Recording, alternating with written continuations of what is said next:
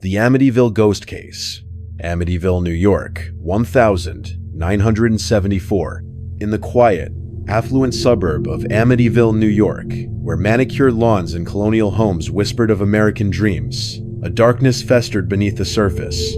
On the night of the 13th of November, 1974, the stillness of 112 Ocean Avenue NU was shattered by a horror so unthinkable it would etch its name into the annals of true crime and spawn a legacy of terror that still haunts the world today. This was no ordinary house.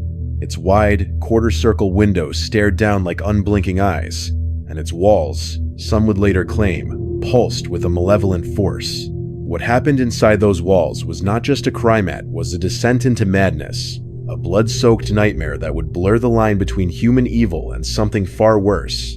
The DeFeo family seemed, to outsiders, like a portrait of suburban success.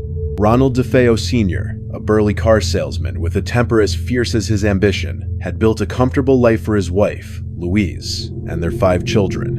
Ronald Jr., known as Butch, Dawn, Allison, Mark, and John Matthew. Their sprawling Dutch colonial home, complete with a swimming pool, boathouse, and a front yard statue of St. Joseph cradling the baby Jesus, bore a sign that read, "High Hopes." To neighbors, they were a nice, normal family, devout Catholics who held prayer huddles on Sunday mornings. But behind closed doors, the DeFeos were a cauldron of dysfunction, simmering with resentment, violence, and secrets. Ronald Sr.'s domineering wrath often fell on Butch, the eldest son, whose rebellious streak and growing addiction to drugs and alcohol only deepened the rift. The house, for all its grandeur, was a pressure cooker, and Butch, at 23, was a ticking bomb. On that fateful November night, as a cold autumn wind swept across Long Island's South Shore, the DeFeo family went to bed, unaware that their lives were about to end. Around 3:15 a.m., while the world slept, Ronald Butch DeFeo Jr. moved through the darkened hallways of 112 Ocean Avenue NU, clutching a .35 caliber Marlin rifle. The air was thick, with an unnatural silence, broken only by the creak of floorboards beneath his steps. One by one, he entered the bedrooms of his family, his heart pounding or perhaps eerily calm, as some would later speculate. His parents, Ronald Sr., 43, and Louise, 43, were first, each shot twice in the back as they lay in their bed, their bodies jerking with the force of the blasts. Blood pooled beneath them, soaking the sheets as the stench of gunpowder filled the air. Next, Butch turned to his siblings. Dawn, 18, shot once in the head. Allison, 13, her skull shattered by a single bullet. Mark, 12, and John Matthew, 9, both shot in the back, their small bodies crumpling under the weight of betrayal. All 6 were found face down in their beds, as if death had caught them in a moment of peaceful surrender. The family's dog, Shaggy, barked frantically, its cries swallowed by the night. Hours later, as the first gray light of dawn crept over Amityville, Butch ran into Henry's bar, a local dive just half a mile from the house. His face was pale, his voice trembling with feigned panic. "You got to help me," he cried to the startled patrons.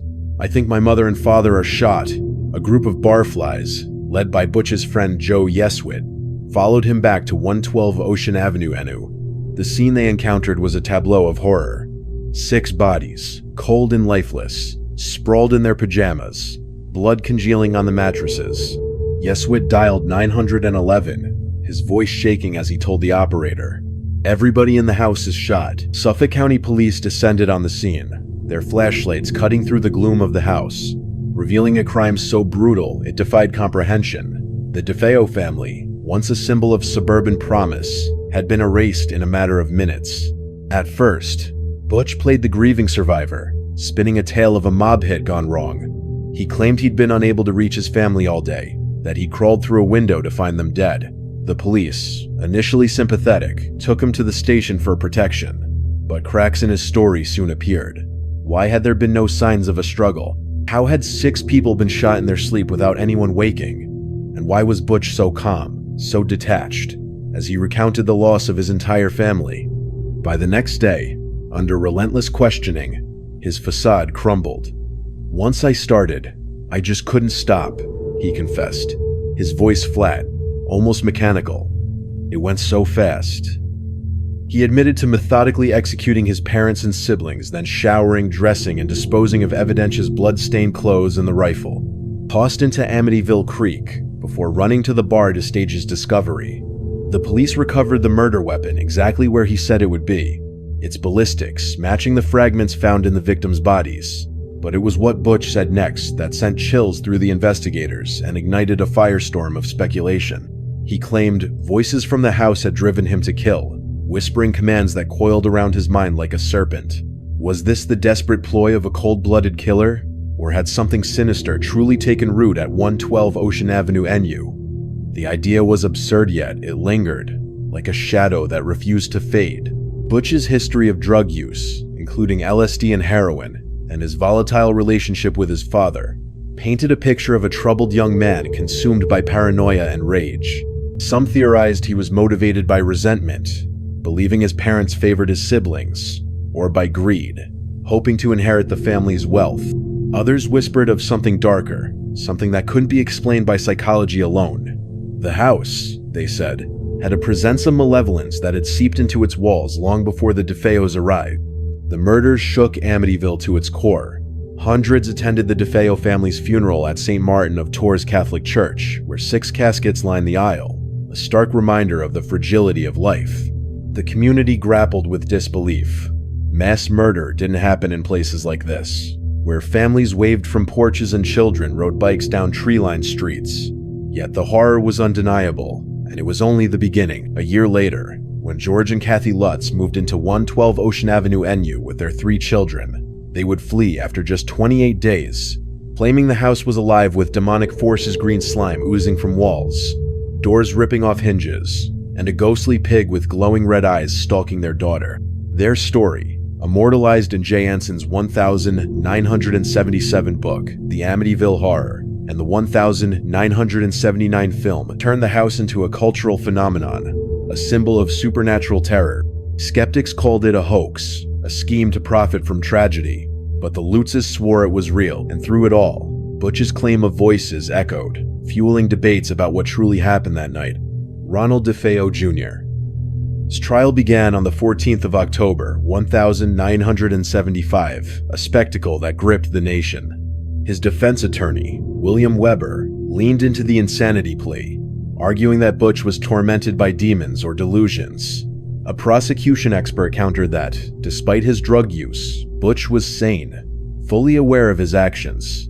The jury agreed, convicting him on 6 counts of second-degree murder on the 21st of November, 1975. He was sentenced to 6 consecutive terms of 25 years to life, a punishment that ensured he would never walk free. Over the decades, Butch changed his story repeatedly, at times blaming his sister Dawn or mysterious accomplices, at others insisting the house itself was to blame.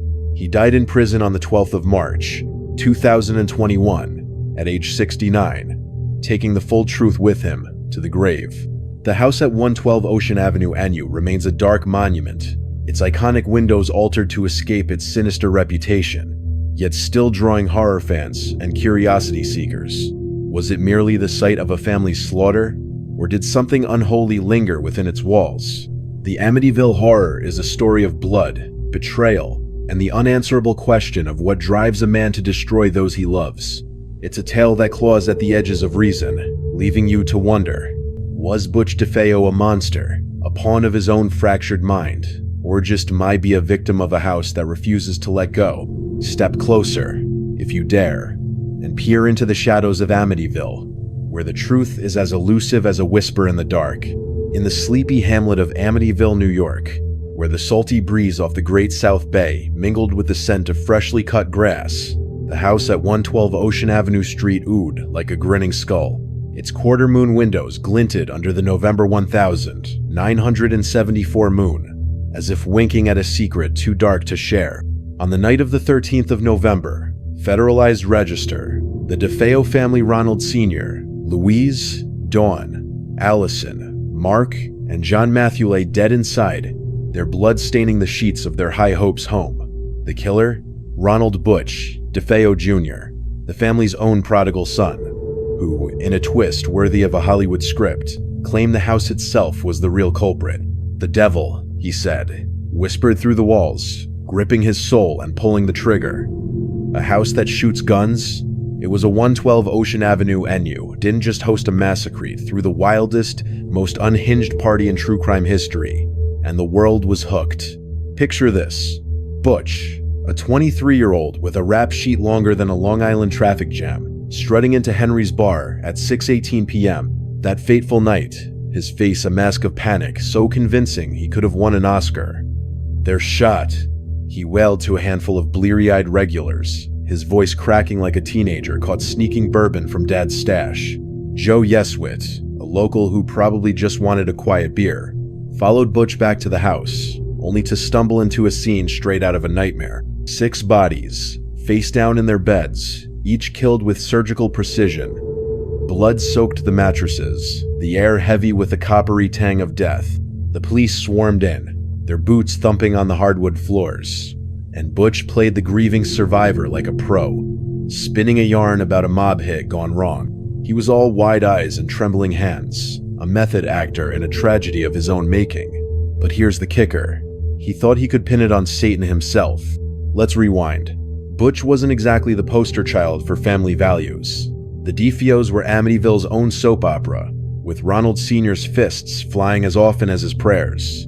Butch, the black sheep with a taste for LSD, heroin, and rebellion, clashed with his old man like thunder meeting lightning. The house was a pressure cook, or yelling matches, slammed doors, and a .35 caliber Marlin rifle tucked away in the closet, just waiting for its close-up. Neighbors swore the DeFeos were normal, but normal doesn't end with 6 caskets at St. Martin of Tours. Butch's story had holes bigger than the bullet wounds in his family. No struggle, no one woke up, 6 shots in a silent house, and the family dog, Shaggy, was the only one barking. The cops smelled a rat, and Butch was it. By the 14th of November, at the Amityville police station, Butch's Oscar-worthy act started to crack. Detectives leaned in, their coffee breath hot, and Butch folded faster than a cheap lawn chair. "Once I started, I just couldn't stop," he confessed, his voice flat like he was reading a grocery list. He'd crept through the house at 3:15 a.m., the rifle warm in his hands, and gunned down his parents, first Ronald Sr. and Louise, each taking 2 in the back. Then Dawn, Allison, Mark, and John Matthew, their dreams snuffed out with single, brutal shots.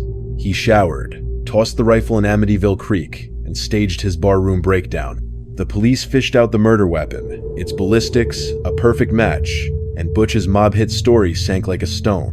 But here's where the plot twists into a black comedy. Butch, cornered and cuffed, didn't just confess he threw the house under the bus. "Voices," he said, his eyes darting like a man who'd seen too many horror flicks. "The house told me to do it." The devil, or maybe a creaky floorboard, had slithered into his brain, whispering, "Pull the trigger, Butch." It was the kind of excuse that makes you choke on your coffee. A house as the mastermind? Was 112 Ocean Avenue in you out here moonlighting as Charles Manson? The cops blinked, half expecting him to blame the family's St. Joseph statue next. The press, though, ate it up like candy, and Amityville's quiet streets became a circus of flashing cameras and whispered rumors. The tension skyrocketed as the story spread. Was Butch a drug-addled psycho, frying his brain on acid and resentment? His rap sheet screamed yespity theft, assault, and a temper that could torch a room. Some said he hated his dad's iron fist. Others whispered he wanted the family's cash, stashed in a safe no one could crack. But that voices claim? It was a match tossed into a gas can. Neighbors started swearing they'd felt something off about the house. A priest who'd blessed it years ago allegedly fled, muttering about bad vibes. The community, still reeling from the funeral's 6 caskets, began to wonder, what if Butch wasn't lying? What if 112 Ocean Avenue anew was more than brick and mortar? The papers ran wild haunted house slaughters family, and Amityville became a ghost story with a body count. Enter the high note of this twisted symphony, the trial. By October 1975, Butch was in a Mineola courtroom, his lawyer, William Weber, swinging for an insanity plea. Weber painted Butch as a puppet, jerked around by demonic strings, or maybe just too much heroin. He heard voices, Weber thundered, conjuring images of a house with a vendetta. The prosecution wasn't buying it. Dr. Harold Zolan, a shrink with a clipboard, testified Butch was sane as attacks returned fully aware as he pumped bullets into his kin. The jury, after 12 hours of chewing it over, nailed Butch with 6 counts of second-degree murder on the 21st of November, 1975. 6 life sentences, 25 years each, locked him in Greenhaven Correctional Facility, where he'd spend decades spinning new stories like a broken record. But the real climax? The house didn't quit. A year later, George and Kathy Lutz moved in, only to bolt after 28 days, screaming about demons, slime, and a pig with glowing red eyes. Their tale, spun into Jay Anson's The Amityville Horror, made 112 Ocean Avenue a new star. Hollywood lapped it up, churning out movies that packed theaters and fueled nightmares. Skeptics called the Lutzes grifters, but Butch's voice's claim kept the legend alive. Was he a liar, a lunatic, or dare we say it a tenant in a house with a mind of its own? The tension peaked as the world split. Hoax or horror? The resolution came not in answers, but in obsession. Amityville's dark comedy became a cultural juggernaut, with Butch's devil made me do it excuse as its twisted punchline. The house still stands, its windows now squared off to dodge the spotlight, but its shadow lingers. Tourists snap photos, ghost hunters prowl, and Butch's story equal parts absurd and chilling keeps us hooked.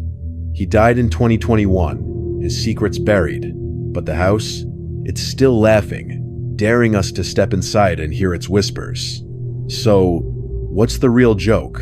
A killer blaming a building, or a world that can't stop listening? In the crisp autumn of 1975, the sleepy town of Amityville, New York, was no longer just a dot on Long Island's map. It was a wound, raw and bleeding, that the world couldn't stop prodding.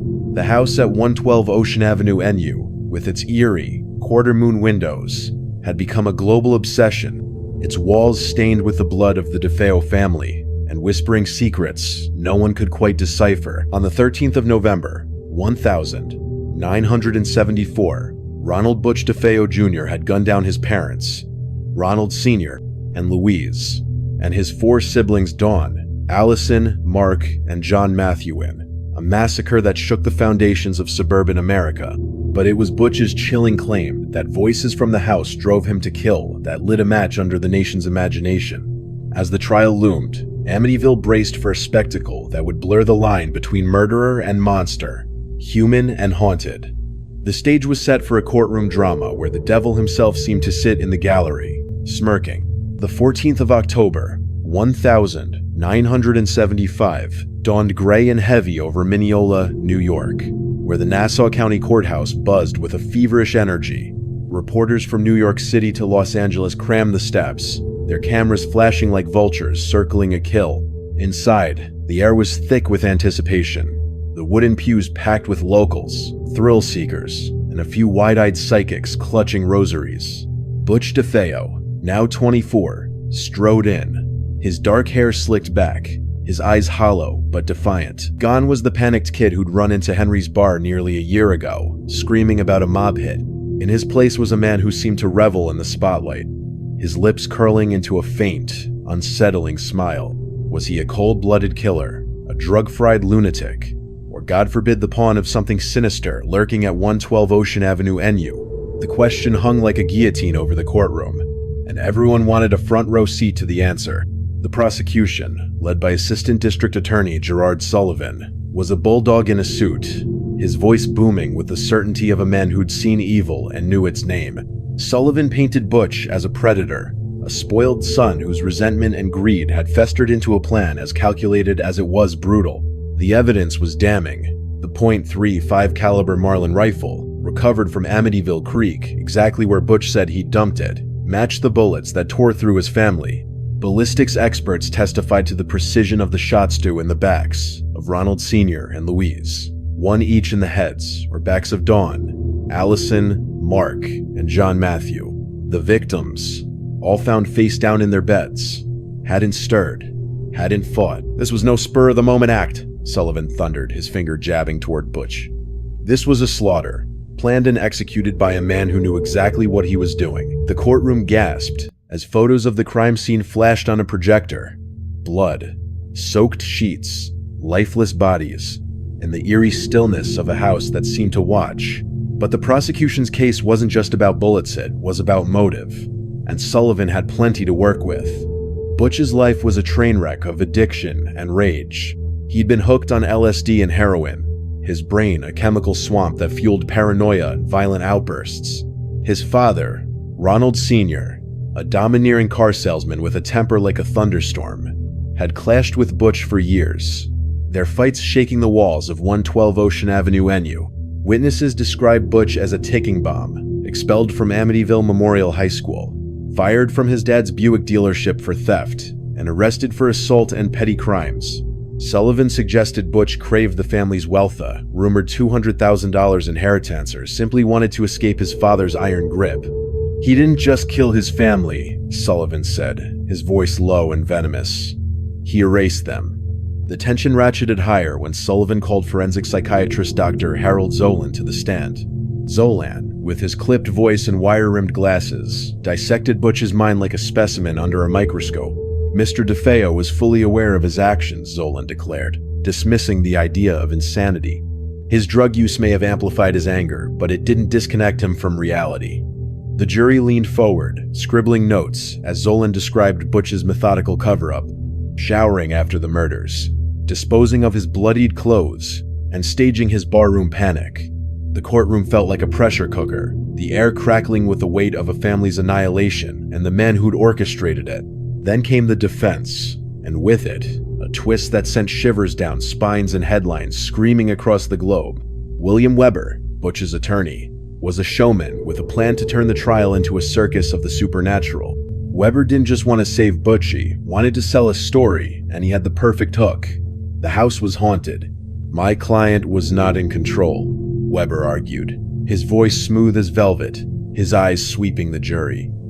Ronald DeFeo Jr. was tormented by voices, forces within 112 Ocean Avenue, and knew that seized his mind and drove him to act. The gallery buzzed, jurors exchanged glances, and reporters scribbled furiously. Weber called witnesses who swore the house had a presence, a neighbor who'd felt uneasy passing by, a family friend who claimed objects moved on their own. He even hinted at a priest who'd blessed the house years earlier, only to flee, muttering about something evil.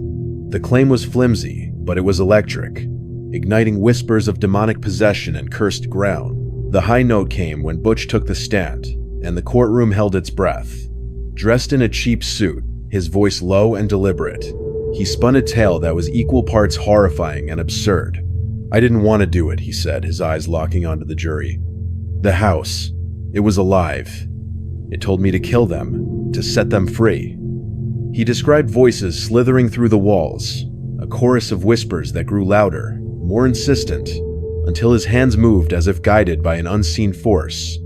It was like I was watching myself, he said, his voice breaking. I couldn't stop. The jury stared, some with pity, others with disgust. Was this a desperate lie?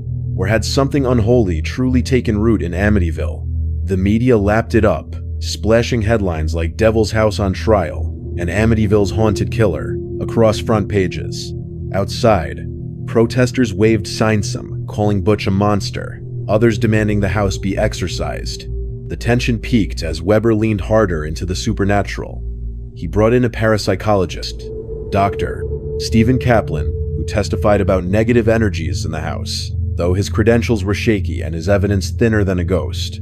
Sullivan pounced, tearing into the defense's hocus pocus, with a cross-examination that left Kaplan stammering. Are you telling this court, Sullivan roared, that a house can pick up a rifle and shoot 6 people? The gallery erupted in laughter, but the unease lingered. What if, just what if Butch was telling the truth? The question gnawed at the jury, the town, the world. Amityville streets filled with news, vans, psychics, and tourists snapping photos of 112 Ocean Avenue NU, now a shrine to horror. The house, quiet and unassuming, seemed to revel in the chaos, its windows glinting like eyes that knew too much. The climax hit on the 21st of November, 1975, After 12 grueling hours of deliberation, the jury filed in, their faces grim, and the foreman read the verdict.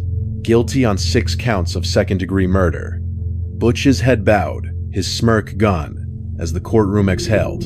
Judge Thomas Stark sentenced him to 6 consecutive terms of 25 years to life, ensuring he'd never taste freedom again. The gavel fell, and the tension shattered, replaced by a strange mix of relief and dread. Justice had been served, but the questions lingered like fog over the bay. Was Butch a liar, a lunatic, or something worse?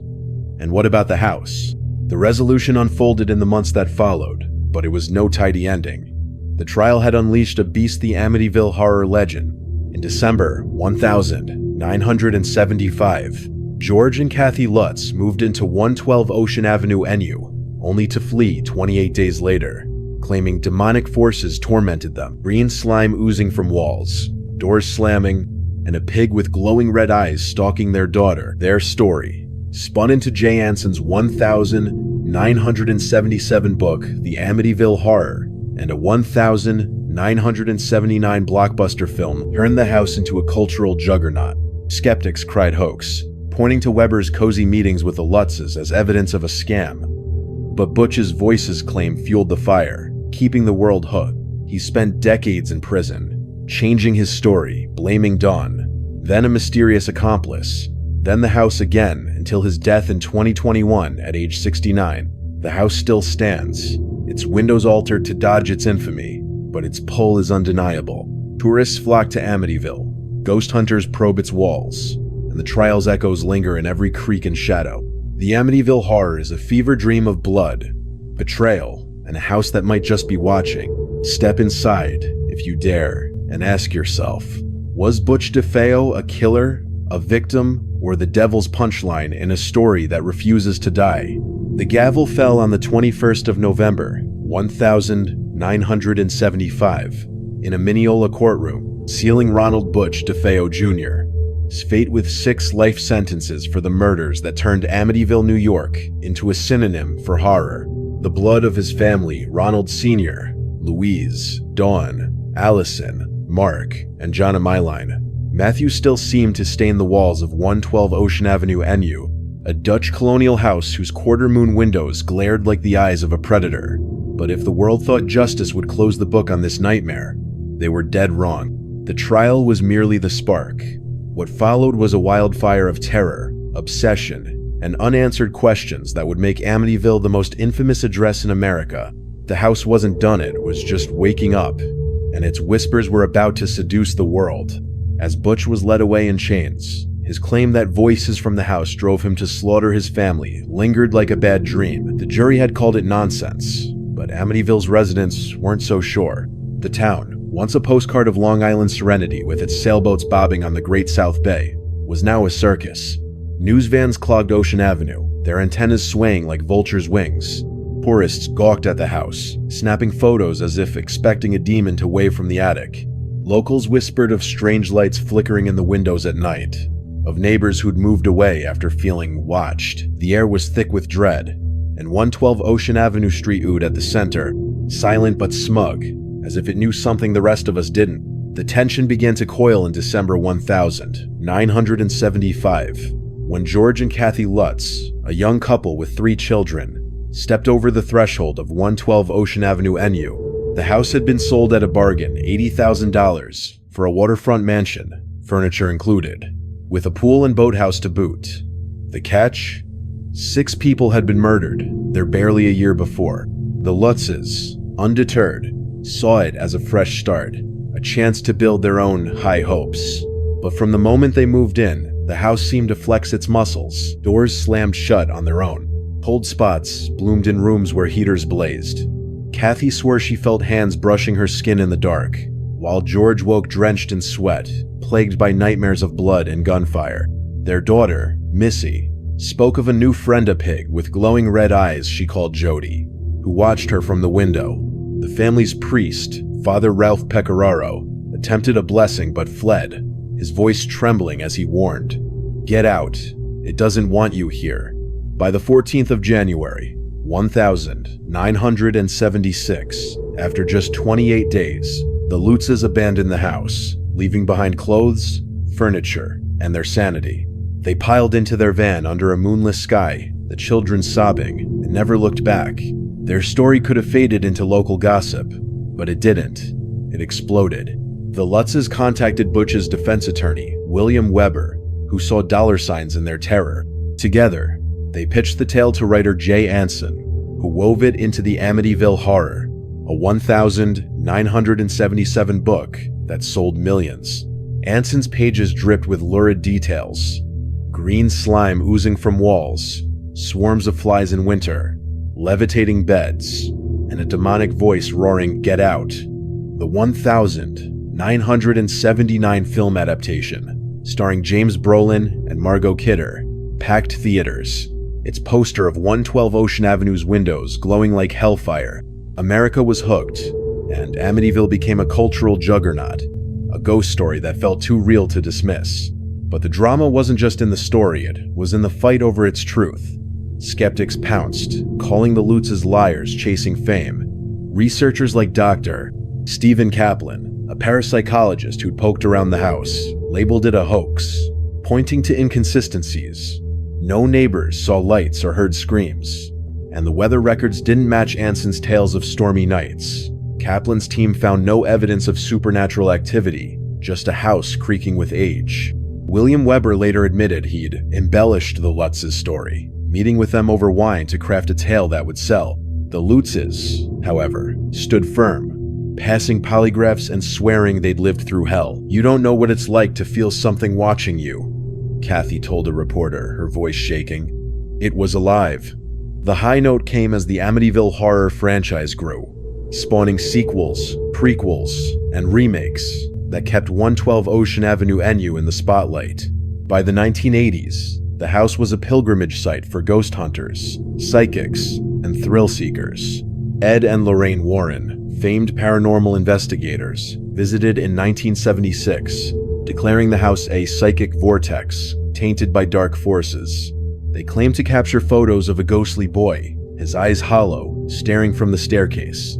Their involvement, fresh off their work on the Conjuring cases, lent credibility to the legend, even as critics scoffed. The Warrens' Polaroids, blurry and unsettling, became tabloid fodder, fueling debates that raged on talk shows and in barrooms. Was 112 Ocean Avenue NU cursed, built on ancient burial grounds as some whispered? Or was it just a stage for human greed and tragedy? The tension peaked in the years that followed, as Butch DeFeo's own story twisted like a snake. From his cell in Greenhaven Correctional Facility, he churned out new versions of the murders, each more bizarre than the last. In one, he claimed his sister Dawn had planned the killings, only for him to turn the gun on her. In another, a mysterious accomplice Sia, shadowy figure he refused to name, had pulled the trigger, but he always circled back to the house, insisting its voices were real. "It wasn't me," he told a parole board in 1999, his voice raspy from years of prison. "It was something in that place, something that's still there." His parole bids failed, his appeals denied, and he died on the 12th of March, 2021, at 69, his secrets buried with him. Yet his words lingered, a chilling echo that kept the mystery alive. Amityville itself became a battleground, torn between those who wanted to forget and those who couldn't look away. The house changed hands multiple times, its iconic windows squared off in the 1990s to dodge its infamy. New owners reported nothing unusual, but rumors persisted. A tenant who fled after hearing footsteps, a contractor who swore tools moved on their own. The town, desperate to reclaim its peace, erected no parking signs to deter gawkers, but the pilgrims kept coming. By 2025, 112 Ocean Avenue NU was a tourist trap, its address a hashtag on social media, where influencers posted grainy videos claiming to catch shadows in the windows. The house, now valued at over $1 million, stood defiant, its lawn pristine, its silence deafening. The climax hit not with a bang, but with a question that refused to die. What really happened at 112 Ocean Avenue, NU? Was Butch a monster, driven by drugs, rage, or greed? Or was he a victim of something older, darker, that still lurked in the house's bones? The Lutz's story, true or not, had cracked open a Pandora's box, and the world was still sifting through the pieces. Paranormal investigators returned yearly, their EMF meters buzzing, while historians dug into the land's past, unearthing tales of colonial settlers and Native American legends that hinted at unrest. Some claim the house was built on a ley line, a mystical vein of energy that amplified evil. Others saw it as a mirror, reflecting the darkness of those who entered. The resolution, if you can call it that, is no resolution at all. The Amityville Horror is a wound that won't heal, a story that thrives on its own ambiguity. The house stands, watching, waiting, its walls holding secrets no one can pry loose. Did Butch hear voices, or was he spinning a lie to dodge the electric chair? Did the Lutzes face demons, or did they craft a ghost story to escape a bad mortgage? And what of the families who lived there after, the ones who stayed silent or didn't? The truth is a shadow, slipping through your fingers just when you think you've grasped it. One thing is certain, 112 Ocean Avenue NU isn't done with us. Its story is a siren's call, luring the curious to its doorstep, daring them to knock. Want to know what's next? The whispers haven't stopped. New owners, new investigators, and new secrets are bubbling to the surface, and the house is ready to spill them. Dive deeper into the Amityville enigma with US Follow our channel for the next chapter, where we'll peel back the layers of this haunted legacy and uncover what 112 Ocean Avenue NU is hiding now. The truth is out there, and it's waiting for you.